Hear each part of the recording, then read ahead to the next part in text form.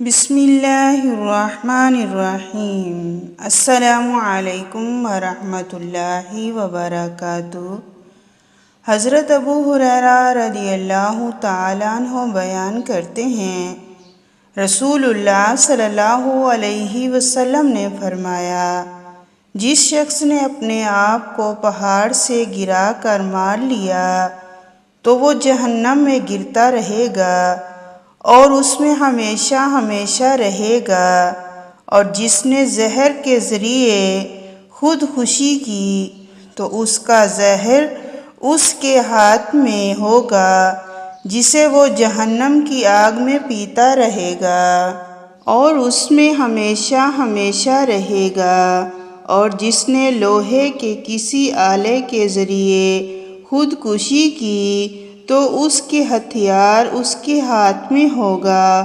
اور وہ جہنم کی آگ میں اسے اپنے پیٹ میں گھومتا رہے گا اور وہ اس میں ہمیشہ ہمیشہ رہے گا۔ حضرت ابو ہریرہ رضی اللہ تعالیٰ عنہ سے روایت ہے کہ ایک آدمی رات کی تاریکی گہری ہونے تک نبی صلی اللہ علیہ وسلم کے پاس رہا، پھر اپنے گھر لوٹا تو اس نے بچوں کو سویا ہوا پایا۔ اس کی بیوی اس کے پاس کھانا لائی تو اس نے قسم کھائی کہ وہ بچوں کے سو جانے کی وجہ سے کھانا نہیں کھائے گا۔ پھر اسے دوسرا خیال آیا، اس نے کھانا کھا لیا۔ اس کے بعد وہ رسول اللہ صلی اللہ علیہ وسلم کی خدمت میں حاضر ہوا اور آپ سے اس بات کا تذکرہ کیا تو رسول اللہ صلی اللہ علیہ وسلم نے فرمایا،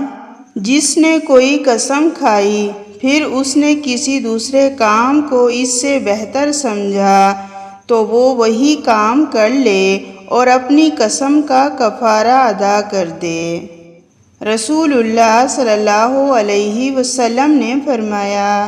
میری امت میں ایسے برے لوگ پیدا ہو جائیں گے جو زنا کاری، ریشم کا پہنا، شراب پینا اور گانے بجانے کو حلال بنا لیں گے۔